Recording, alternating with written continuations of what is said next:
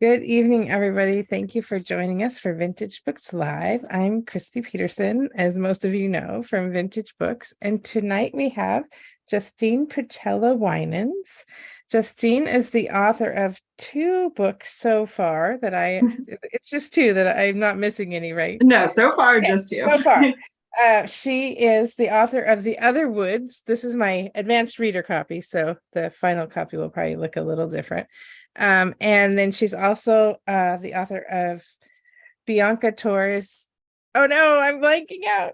I'll let you finish it. Yeah, Bianca Torre is afraid of everything. Okay, thank you. I'm like, oh, Yeah, it's a long title. it's just gone.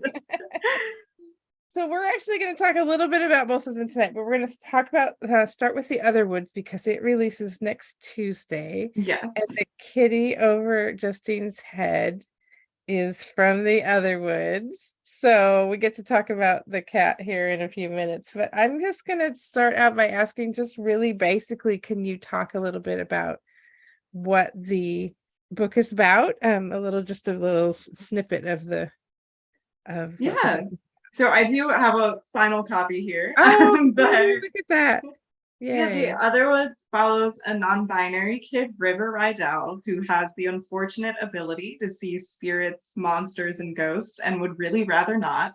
But this ability allows them to enter into a spirit realm called the Otherwoods, which they actively avoid until one of their friends and kind of their crush gets kidnapped by a monster and taken into the Otherwoods, and River has no choice but to go after her to try to save her with the help of their furry feline friend, Mr. Fluffy Pancakes, who's also right behind me. Yeah. So I'm going to ask this question completely out of order from what I have it listed on my little cheat sheet for myself, but I have to know, like, how did did you go into it like thinking that I'm going to give the cat this crazy name, or did it sort of evolve as you were writing the book? Yeah, so I am very fond of giving pets names that have like a Mr. or Sir or Mrs. something included. I just think it's really fun. And my husband knows that. And I actually, when I was first coming up with the idea for the Otherwoods, I a lot of times like we'll go on drives and I will like brainstorm because it's better sometimes than just like sitting at a blank, page. And so I just asked him and I was like, what is like a fun name that I could name the cat? And he knows that I like, names with like Mr. And so he just came up with like Mr. Fluffy Pancakes. And I don't even know how. I feel like he doesn't even remember the fact that this happened at first and was like, thought it was my idea. But I was like, no, it was totally all you. And I just was like, this is great. I love it. And I wasn't sure if it would be like a placeholder, but it ended up sticking like the entire way through. So. Well, you have a cat with a very fun name, at least according to your bio on your website. Yes. I have two cats, and actually both of them, we kept the names from when we rescued them. Fun. Yeah, so Jasper is my orange cat, which is probably a more typical name, but we did give him both of them have second like Latin names because my husband's Latino. And so his full name is now Jasper Fidencio. And my other cat with the fun name is Twinkle Pop, which I've learned, I think the like foster that had named him said it was like a World of Warcraft reference, like there might have been fairies or someone. Hilarious. So he and his siblings all had the names of like the fairies or something, and we were like, well, this is great, and we're not going to change it. That's wonderful. We have all literary names for our cats, and I won't get too far into that, but I believe that Oscar Wilde on the bed. But we should probably talk about the black cat. So so I was going to ask Justine if they would read the first page of the book, because one of the things I love about this book is the opening page. I am like a super huge sucker for opening pages. Like, does this book with the opening page go, oh my gosh, you have to read me to find out what happens. Because I mean, there are plenty of books that I like that don't have these, amazing opening lines, but I'm kind of a sucker for a really good opening line. And I really love the opening paragraph of this book. So I asked Justine to read it to us. So without further ado, go ahead. I might go a little over into the second page for a stopping Oh, point, that's totally but- fine. Yeah. Okay. Yeah. So, chapter 1, The Monster Under the Bed. River Rydell always knew they were destined for greatness, but they were very determined to make sure it didn't happen. There must have been some mistake anyway. River read a lot of books and played a lot of video games, so they knew the makings of a hero. Heroes were boys or girls who had many skills and few fears, who weren't afraid to answer the call of adventure. River wasn't a boy or a girl, didn't have any skills outside reading and playing video games, had plenty of, perhaps even too many fears, and always thought the call of adventure was better left ignored. But for some funny and mostly rude reason, the Otherwoods chose River. It started with the unfortunate circumstances of their birth. Not unfortunate because their parents didn't want them or because some aspect of the baby process didn't work right. Unfortunate because River was born with the cursed ability to see spirits. The ability to see spirits, you might be thinking, that sounds completely awesome. An opportunity to be something bigger, something more. No, absolutely not, River would tell you. The magic of seeing spirits wasn't something humans could actually use. It wasn't a superpower. Instead, it revealed all the inhuman, the no longer human, the kind of but not actually human, the spirits and the spirit-ish, and the monsters. The monsters were the worst of them all. I love that. I think my favorite line from the beginning is the one about but for some almost funny and mostly rude reason. This is like, that's great. I'm curious because this is true for the Bianca Torre book too. The concept of fear and being afraid is something that you definitely deal with in both books. And I'm curious what is that for you? Like, is it something that you've struggled with that you want other readers to feel like they identify with that, or is there a reason why that becomes a theme for you? Yeah, no, it definitely, and I think these books sort of do have that parallel that maybe not all of my future work would have, but as someone that I love horror, I love thrillers, all of those, but I am a very fearful, anxious person. And I think it was really important to me to explore, and this is not new. From when I was a kid, I was the very fearful, anxious kid. So I think I really wanted to explore kind of, kids that didn't necessarily see themselves in the movies and shows that they watched as the kid that always is down to adventure and wants to investigate those spooky noises in the middle of the night, or is willing to go and automatically is yeah, I want to do this, I want to get involved. I wanted to have protagonists that were more relatable for the kids, that when you hear the spooky noise at night, you pull up the covers and pretend you did it. And I think that that was kind of something that I really enjoy about sort of the idea of these reluctant heroes. They in some ways, to me at least, felt more relatable because it's someone who still has those anxieties and fears that they have to deal with and in some ways overcome. But I feel overcome in the sense of not that you're getting rid of them or getting over them, just that you're pushing through anyway. And that was just something that was really fun for me to explore. And I feel also the kind of thing that as a kid and even now as an adult that I relate to a lot more than the fearless heroes that just jump headfirst into dangerous situations. One of my favorite TV genres is British mysteries, and I'm always yelling at the TV, turn on some lights. Right. Yeah, I definitely think as a fan of mystery and horror, you see a lot of protagonists and leads that you're kind of why are you doing this? Why wouldn't you just leave? So yeah, I like characters that sort of would be that person yelling at the TV, but then when they find themselves in the situation, there's some Yeah. external force or something that is kind of like keeping them there and forcing them, you know, to Yeah. have to act as the hero anyway, even though they are still very terrified. Yeah.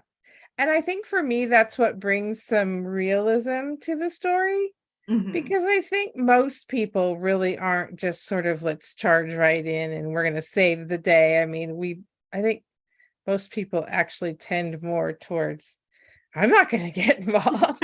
Are you kidding Right. me? But then if something really compels us, we just find ourselves doing things that we didn't think we could do because we had to do it. So, Yeah. um, I'm curious about, because you've made, you wrote the YA book that came out in the Mhm. spring, and don't worry, everybody, we'll talk about that one too, because it's really good as well. But and then you jump to middle grade, and that is a really different, like there can be the same kind of themes, but you're approaching an audience that is in a really different place in their lives. And Yeah. I'm curious what the backstory for the Otherwoods were, knowing that they came out so close in time, Mhm. and knowing how the writing process works, did one start before the other? Is this Yeah. like, how did you come to write these two very different books? Yeah, so I did start with Bianca. I have been writing mostly unsuccessfully, but since I was a teenager. So I have a ton of like, drafts that should never see the light of day, and were just like me as a teen, like, wanting to like be a writer, write books. And I've always like loved YA. Like I used to, as a teenager, even like review like YA books, not like really where anyone cared, but like on like my little like blog for fun. Yeah, yeah, And that's that awesome. was like always something I was really passionate about, or at least for a while. And that's like primarily what I wrote. So I started writing YA, and had like some unsuccessful drafts in a long publishing journey until Yeah. I worked on Bianca, actually in 2020. I did all of like the drafting and got my agent, and it sold in April of 2021. So I was like already kind of working on Bianca, but then in that year I did have some like health complications. Like it was nothing too serious, but I did have a surgery in like I think it was like June or July of 2021, and I really couldn't like do very much of anything because while I was recovering from my surgery. But I could have a laptop in bed, and that was like primarily what I ended up doing. So I just got the idea for the Otherwoods. I literally like by hand just wrote out what is now like the opening scene, and is like chapter one, Oh, cool. with like Yeah, no idea really of where the story was going. So there was some yeah, obvious like changes, but yeah, it was yeah, the skeleton kind of that scene.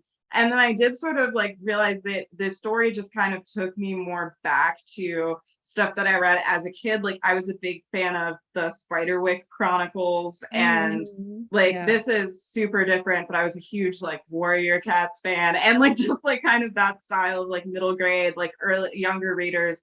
It just felt like the story was better suited for that. I had never written middle grade before, so I took that as a sign to like read as much middle grade as I yeah, could. yeah. I was also in a writers group with AJ Sass, whom is the best, and he like took a look at the early kind of chapter and was like, "Yeah, this works as middle grade," and that sort Yeah, of that's like great. gave me the Yeah, confidence to keep writing that. So I kind of just went from there, and I was just lucky that the submission process, like when it sold, it was still like late, like I think it was like the end of or mid-November of 2021, so it was like yeah, right at the end of the year where it worked out on the publishing timeline that it would have a release be in the same. 2023, Yeah, and yeah, here we are. So yeah, it was definitely an interesting experience to, kind of debut twice in the same year, sort of, or have a debut year yeah, where it's yeah, it's two releases. But there at least has been sort of like, since they are in different seasons, there was kind of like that delay where I wasn't necessarily like drafting or doing heavy developmental edits on both books at the yeah, same yeah, time. I kind of got to like go through everything with Bianca first and then like go through it with Yeah, Ritter. that's good. So, yeah. Yeah, I'm always just curious to see how books like make their way, come to you as an idea and make their way through the process, because it's just such a fascinating peak, I think, for people who haven't been in the publishing world to, well, even the fact that, you sold the books in 2021 and they don't come out for 2 years. And Right. that's a fairly common thing, but something that I don't think many people think about. It's one of my pet peeves in movies when, like the person will sell the book and like 6 months later, or Yeah, or like whatever, 3 months there's their book. later. And I'm like, no. Like I know there are some faster timelines, but yeah, it's definitely not that fast. So when you're writing, you said that this one came to you when you were having to be stuck somewhere and not be moving around too much. Do you um do you find yourself just kind of taking off with an idea? The whole pantsing thing, or do you, once you get an idea, do you like write a bit but then try to figure out what's going to happen? How does that work for Yeah, you? I'm absolutely not a pantser. I need, but I do generally start out with like some sort of concept or idea, like with Bianca, which makes much more sense when you read the first chapter. But I'd read an article about lesbian sheep and kind of connected that to I love people that have anxiety, and sort of the characters sort of yeah. stemmed from there. So it was very character driven, and then I kind of worked to build like a plot and murder mystery around this character. Where Yeah. for the Otherwoods, it started more as just like the scene of, a kid with the terrifying monster under their bed who had to Yeah. like deal with it and like wanted nothing to do with it, and sort of having the ability to like see monsters and like not wanting to engage, Yeah. which is Yeah. exactly what I would do. And it's sort of Yeah. like I don't think I would view that as a gift. yeah, definitely not for me. So I kind of like pull different aspects. Like it's the monster that I'm talking about that's in chapter 1 is named Charles, and I jokingly, I'm terrified of all bugs, and there was this one spider that was living kind of near my cat's food, and I didn't want to like kill him because would not want to do that, but I also did not want to like deal with him because I'm terrified of spiders. So I just called him Charles, and I was like, maybe that'll like make me feel less terrified because it's almost like having another little pet.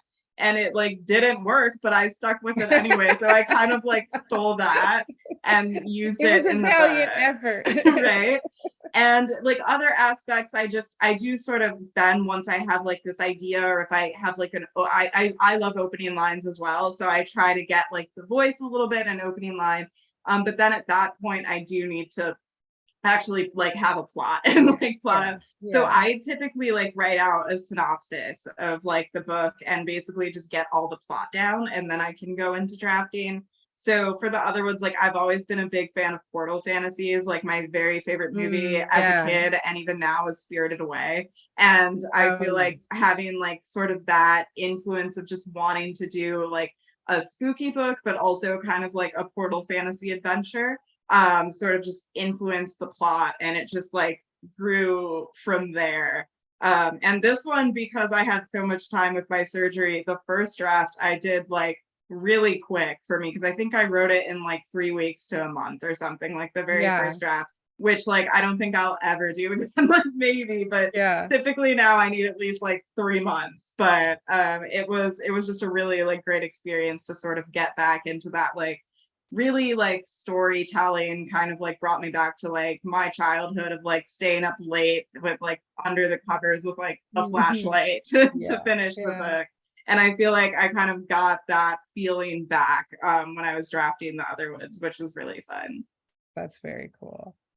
I think the other thing that I really like about my favorite, I think this tends to be a commonality in the middle grade that I end up really liking.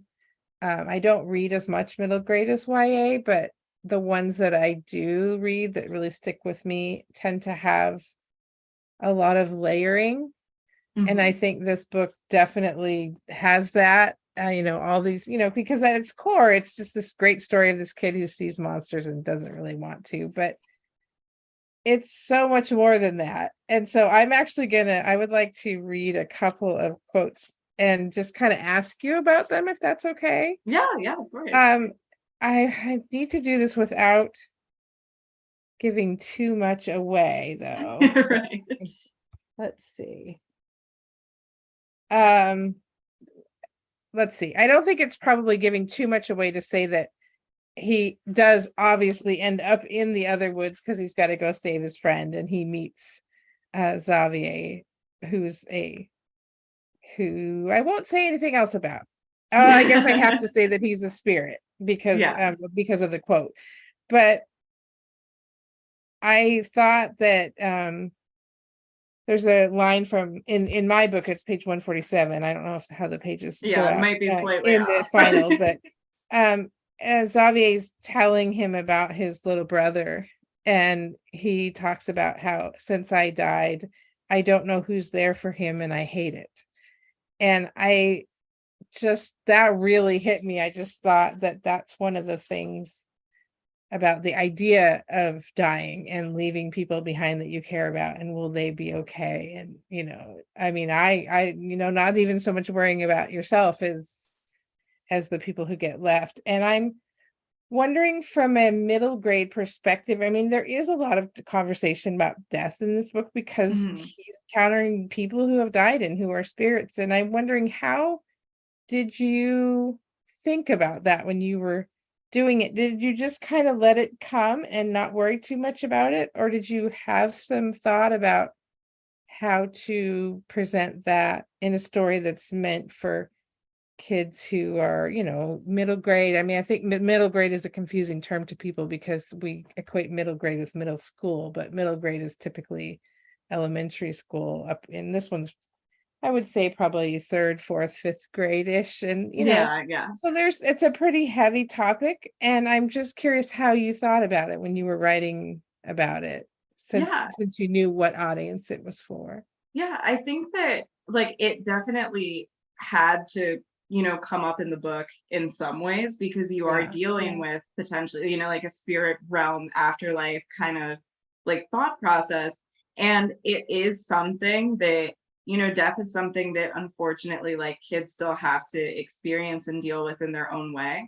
And so I kind of wanted I feel like in some ways, like when it comes to River's perspective, I'm sort of thinking back to both like when I was that age and sort of like my thoughts and it kind of like distance from all of that in yeah, some ways yeah, while still, having to feel closer and deal with it in other ways. And just like kind of the level that, I would have been prepared for, as well as yeah, like the kids that, I currently know in my life and my family that kind of like seeing how their parents are able to navigate these conversations while not shying away from certain topics and being like yeah, this it yeah, is something that happens, but also like still only giving the details that sort of like focus on the story and what like the character yeah, and what River yeah, and therefore like the reader needs to know. But then I think like kind of on the other side of things, like when I'm writing some of these side characters, like a part of me also sort of taps in or steps into that, like, like I have a younger sister and I'm like an older sibling. So that kind of yeah, like older yeah, sibling, like protective vibe. And even like me as someone who, moved away from home where moved across the country to go to college and like kind of that idea of like, either still fortunately like technology and everything where you can keep in yeah, touch, yeah, but there still is that fear of like you're still missing out on the people you care about's like life in some ways but when you yeah, leave. And I think like through that I was sort of able to get more into like Xavier's character because that's sort of like what there is like this afterlife that he's experiencing and he's still like has that and things that he's working towards, but at the same time like he knows that his like ability to be there for his brother was taken away. So I feel like even though I don't necessarily get deep into these heavy topics because it still is middle grade, it's for the audience, like I didn't want, I wanted the emotions of what even like the side characters are going through to still be there and be present. And so Yeah. it was kind of like, finding that line of still like, saying what he would say and like what he Yeah. means without like making it way too adult. Because I also Yeah. feel like your feelings and relationship with like the idea of death even changes a lot from when you're a kid Yeah. to when you're Yeah. getting older. Although what I think is really interesting a lot of times with, particularly with middle grade, I think because of our perception that, these are young kids and they're third, fourth, 9, 10, 11, 12 years old, and how much can they really deal with? But I think I think that the good middle grade writing also respects that they know they can take on more than people give them credit for, Oh, which is absolutely. another reason I really liked I think is a that big, oh, sorry.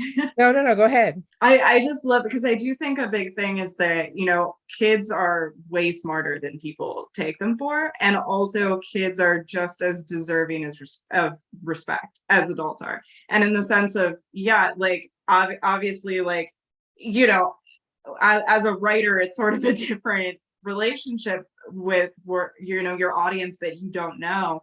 But I think there is sort of a level of respect in your writing where it's like when you're like talking to kids through these stories and telling them stuff, like they're very smart, they don't need Yeah, necessarily like hand holding through every single little topic. Of course yeah, there's going to be like a degree of what you talk about in middle grade versus YA yes, versus yeah, adult. yeah, But I do agree that I think that, kids can tell if you're trying to like talk down or like even yeah, in writing to them. yeah. And I think that it's not everyone realizes how obvious it can be to kids. Like if you're trying Yeah, to, it yeah, really is, and they know. So I think that yeah, that yeah, was important to me too, is to like, have that respect for my reader where like you have to be able to like explain enough, but there's also yeah, going to be yeah, things that they'll get without, needing to yeah, completely, yeah. gloss over, or also like to completely like over explain. So Yeah. Well, and I think it's really important to let the supporting characters, like if there are, in Xavier's case, I believe he's 16 or somewhere yeah, in. so he was 15, but Okay. Okay. he's been in the Otherwoods for 2 years Yeah, past yeah, that, so it's like 15 yeah. mostly. And then, I'm totally blanking on the other the adult-ish character, the psychic. Oh, Um, Natalia. but I assumed that she was more of an adult, or at least an Yeah, older teen. And I think that the other thing that kids can pick up on is, are those characters behaving like an older teenager would or an adult would, mhm. that they're not brought down to sound like middle graders. Like I said, Right, right.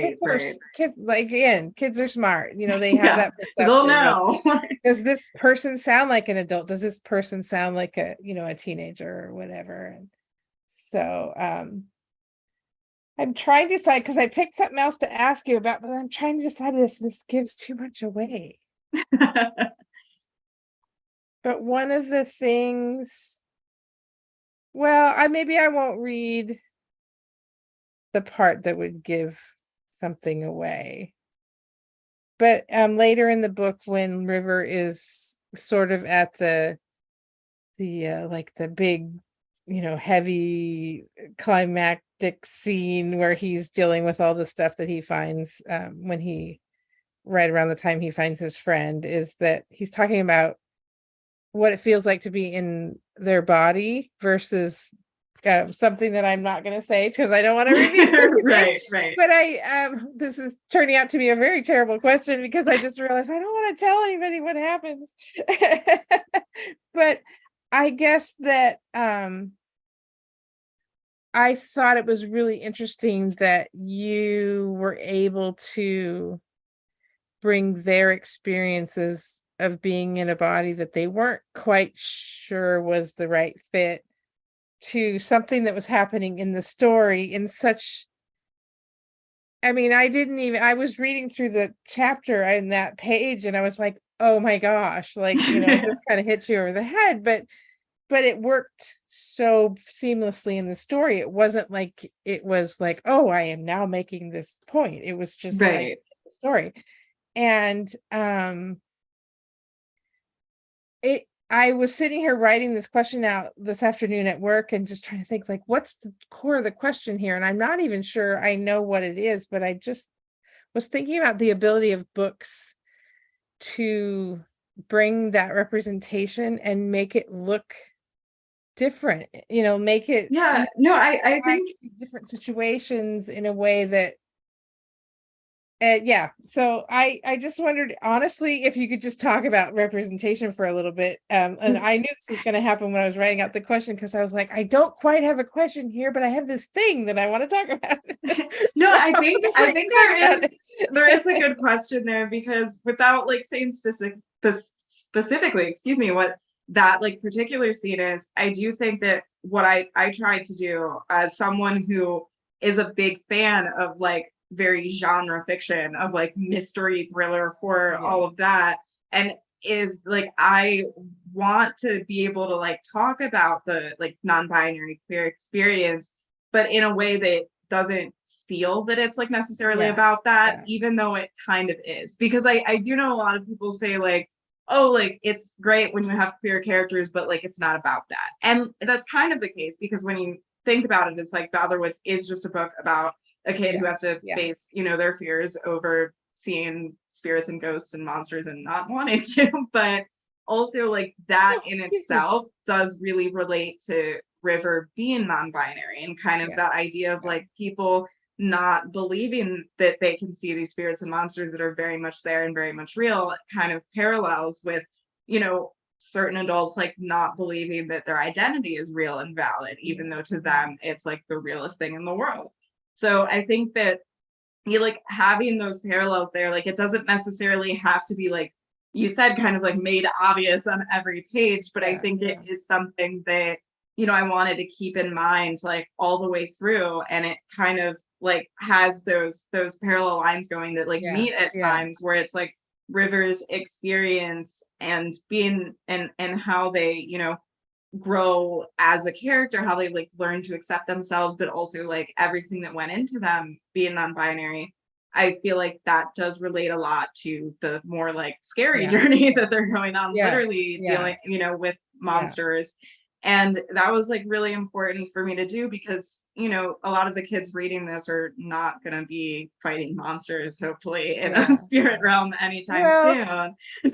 not But ones that look like Charles, but exactly, but maybe exactly. scarier ones in a Yeah. way. Well, and that's Yeah, kind of why, I love queer like horror, both in the Y and adult, like, and I think like I talked about this on like a Publishers Weekly article too, but I think like people kind of underestimate, especially for like trans and non-binary kids, the monsters that like they do have to deal with like every single day. And like sometimes it's people that are, very much in their lives.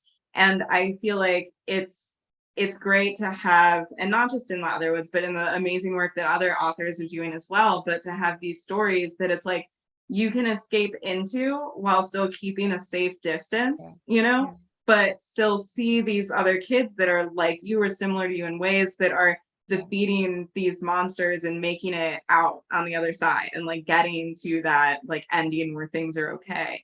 And I feel like that's just really important for kids to see, even if it's not, even if the monsters don't always look the same, like yeah, it's just really important to like have that escape too. And that's kind of like what I love particularly about writing like horror and thrillers and mysteries is, it's almost like the lessons learned along the way you just sort of pick up without even yeah, realizing, because you're yeah, still like on the journey of the story, and finding these other monsters. And maybe, it is in some ways like a metaphor for other yeah, things, or yeah, relates to other things, but yeah, it's not necessarily like you're being hit on the head with that. And yes, I yeah. love having like, the story can still be an escape, and it can still feel Mhm. like, something magic, something different, something that's not exactly like regular life, but there's still opportunities for kids to see kind of themselves and aspects of their lives in the story, and hopefully be able to get,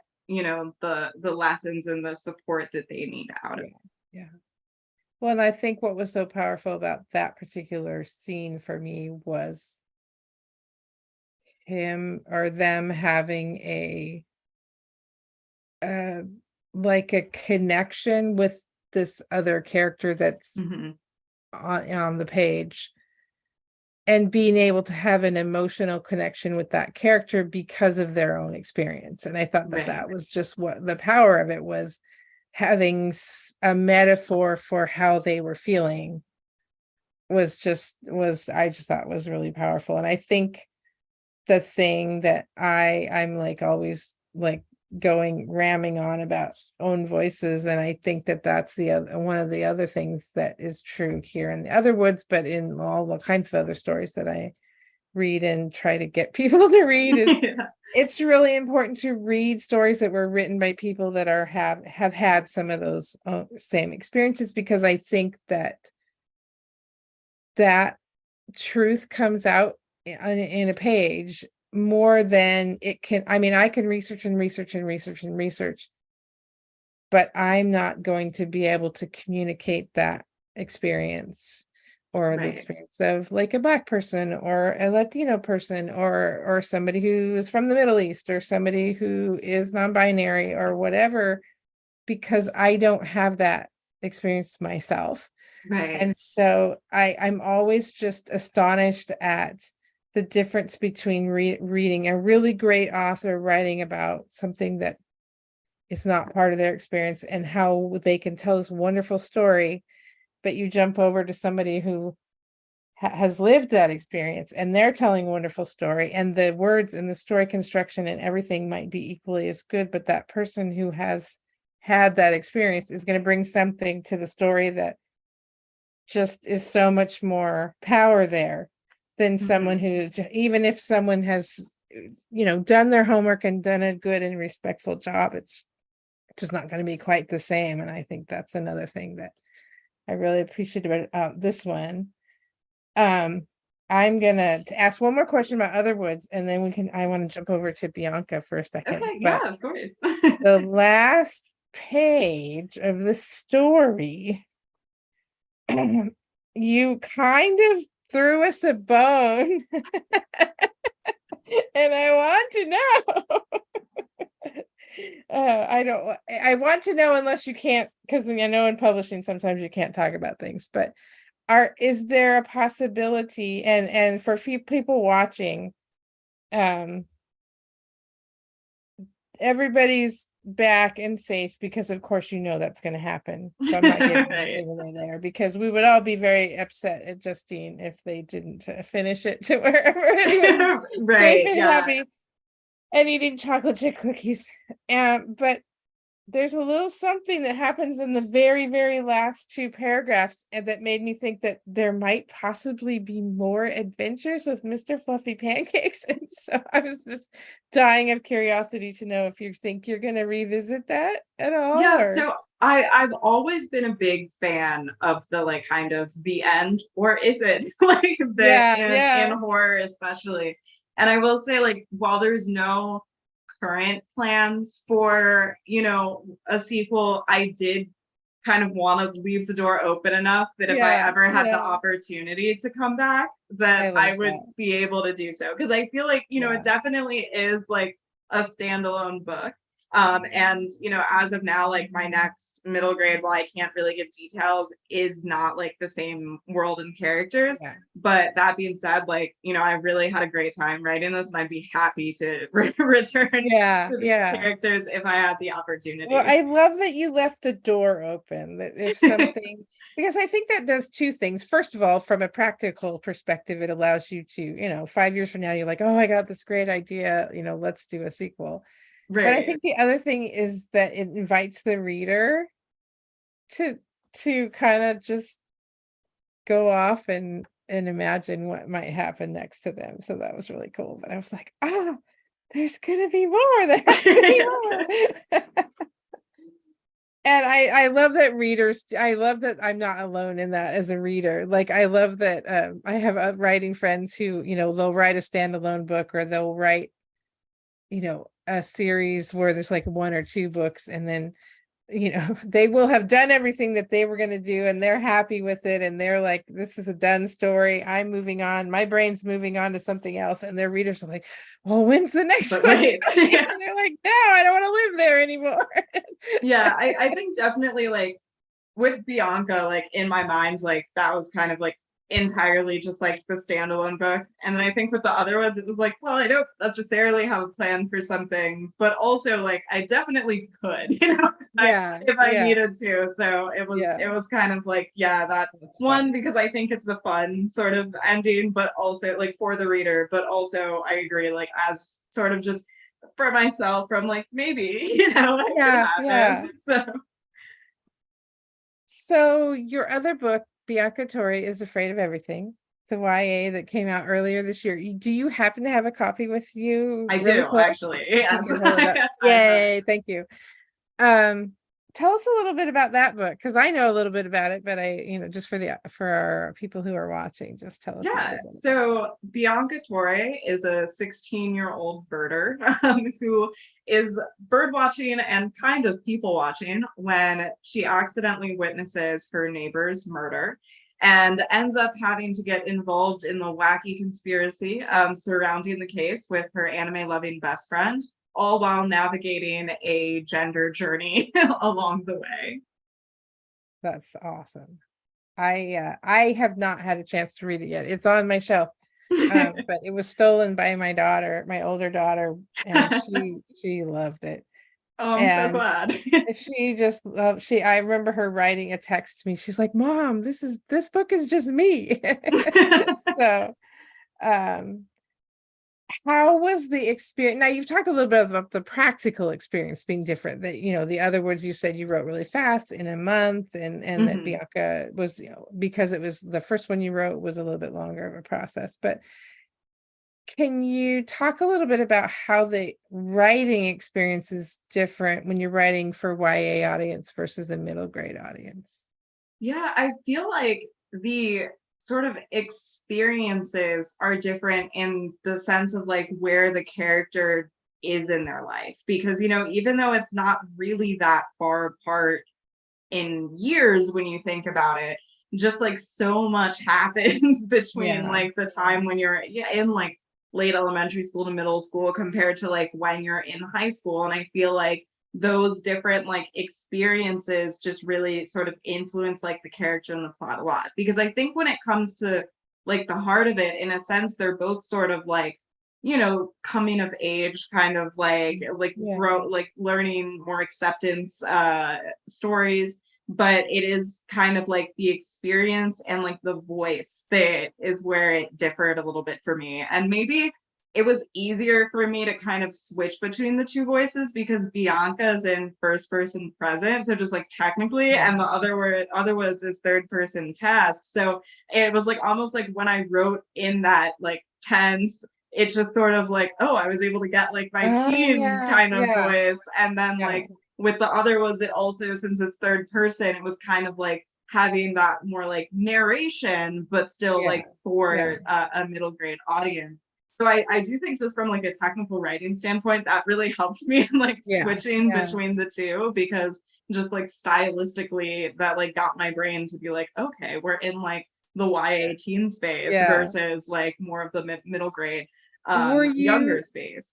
were you working on them? I mean, I know that you must have been working on them to some extent at the same time. But were you paralleling completely, or were you like further along with one than the other, so you're on a different editing place with Yeah, I was definitely much further along with Bianca. I feel like I was still, or I just sort of balanced it out where for the most part, like, okay, like I was waiting on, say, the edit letter for Bianca, and that's when I had yeah, my gotcha. surgery and was drafting or however it worked.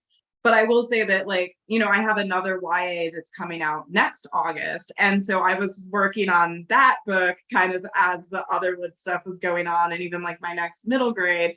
So there is always, because you know things in publishing can be so like far Yes. out, but you're Yeah. already Yeah. like working on the actual project like, you know, a year or two in Yeah. advance. Yeah. So I did kind of have to balance like those projects as well, coming in and starting like the drafting and development of those ideas. So there was kind of a lot of balancing between like the two categories as well as just like multiple projects. But I think I did kind of manage to, I'm more of the person where I wouldn't like in the same day work on like, you know, drafting two different projects. I kind of like balance it out where if I can, I kind of just power through the first and then move on to the second. Yeah. So whenever I can do that, or if it's like, you know, we have say something like if it's like a copy edits, which is mostly like grammar and things like that, Yeah. maybe I'll Yeah. take a break from drafting, you know, get that done and then go Yeah. back to Yeah. like drafting. So that's kind of like how I balanced it. So it wasn't necessarily like, you know, in the same writing session going from like Wyatt a bit Yeah. Yeah. because that I would be a little too much for Yeah, me. But I can't do that either. I really struggle to be like, because you have to have such a, it's like you have to enter. I mean, I imagine I write nonfiction, so it's not like entering a world, if that makes sense, but it's still right. sort of entering the space where this is the focus. Hmm. And I really can't like enter that and be working on a project and then like totally come out of that and totally go into another one. So yeah, I could Yeah. like copy edit, but I can't like go from one book to the other when it's like heavy like rewrites or Right. thinking. I'll at least need like a day or something in between, or Yeah, maybe be like, yeah. oh, like weekdays, I'll have this one and like a weekend Yeah. if I have time for the shorter. But especially I even though I feel like I'm probably more of like a plot driven concept writer on paper, I feel like in my head I'm a very like character Yeah. heavy writer. Yeah. So Yeah. really like getting into like kind of the voice and the mind space of the character is important to me, and especially because like my characters in my 24 books, or at least I can say like with my YA that's coming out because that was announced, like the character is very different from like Bianca and Yeah. River. And I feel like the kind of like explore like other sides that I want to get into. So it's definitely kind of that, okay, I need to like jump into that other space, and kind of having like a little bit of time in between to like really have Yeah. one project Yeah. be the focus helped me a lot, and like, you know, sort of Yeah. allowing everything to have its own voice. Has it been okay? Because I think that this is the other thing that I've definitely dealt with. Like you'll have a book come out and like you were in the writing space for that book like 2 years earlier, and you're like totally in the writing space for another book, and you're like, oh wait, what did I write again? Oh, I am also a very big reader. Like I'm reading all the time. I'm a pretty fast reader. Yeah, So it's yeah. very hard for me to like remember the actual events of stuff. Like I'll know that I loved a book, but then if someone were to quiz me on it, I'd Yeah, probably I'm the fail same way. it. So It's even like, I don't sometimes know what like happened. I just liked it. yeah, and that definitely happened where it was actually funny because with Bianca, now I'm doing it for the Otherwoods too. I annotated a copy for a giveaway, and that actually helped me because it was right before release, and I got to reread it Oh, that's a because good I'm like, idea. I Yeah. forgot some of the stuff that Yes. happened, Yeah. especially working on other projects and reading other things. And also, I know like every writer is different, but I only write and revise chronologically. And I think it makes more sense for me, but it also helps me remember like what actually happened so far in Yeah. the book. And then I almost kind of feel like I only know as much as the character knows because it's probably been enough time Yeah. that I forgot some of the little details. I don't And remember that, this. right, Did like I I might know the basics, but not like little specific things. So just kind of keep it like only going through stuff chronologically, even if that doesn't work for everyone. That's just kind of like how Yeah, I yeah. have to have to do Oh, it. I remember because I all of my work is work for hire, and so it's a little bit different of a process. Like when you're doing work for hire, the company that you're writing for owns it, so it goes into edits, and they just go ahead and edit it, and then Right, they send it back to me. So I don't get to make those choices. Like those are right. just done for me. And so there'll be times where I'm like, did I write this? Did I write this way? Either because it's like I hate it and I'm like, did I do that or did they edit that? or that I really like it and it's like, is that Like, mine or wow. somebody else? I don't remember if I wrote that or not.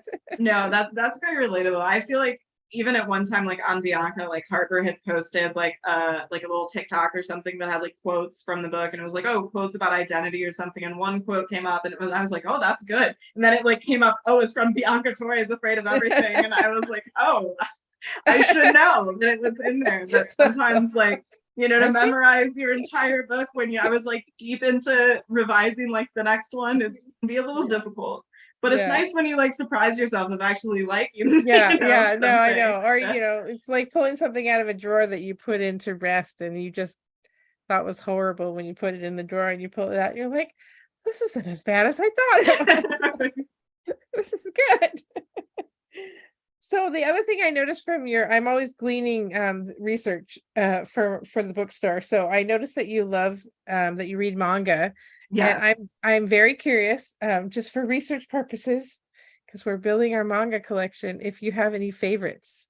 Okay, so my all-time favorite manga is probably a stereotypical answer, but it's One Piece. And if anyone that reads Bianca will probably know because there's a lot of One Piece references.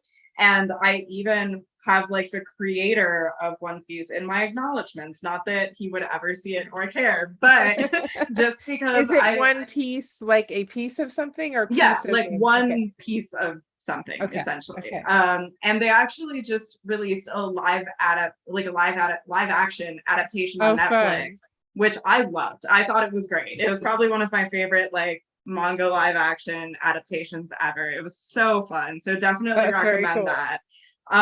But that one is just means the world to me. I kind of found it in a low place in my life, and it's just has such a great like message of like following dreams and like having a found family and like being able to work on your individual goals together while helping each other. And just like I feel like I wouldn't even be where I am as a writer if I didn't like Oh, find that's that very manga. cool. It's Well, I just would it's definitely so have to fun. check that one out. Yeah, there's like a probably like there's it's one of like the longest running mangas ever, so there's gonna be like There a are, yeah, lot of we're Debbie, for those of you who are watching who don't know, Debbie is our buyer at Vintage, and she and I have been sort of dipping our toe in because neither of us know a whole lot about it. I love Studio Ghibli movies, but that's really about all I am aware of with sort of the anime manga world. And so that's why I like everybody I can ask. I'm like, what do you like? Yeah, Because I know we're also just a kind of really good learning. one is Demon Slayer that I feel like I is have very heard of that popular one. now Yeah. too. That one is a lot of fun and I love it. I also read a lot of like web comics as well, and I know they do some like published versions of Yeah. those. Yeah. So Yeah. I was a big fan of Hooky, which I know they have like Yes. in as Yeah.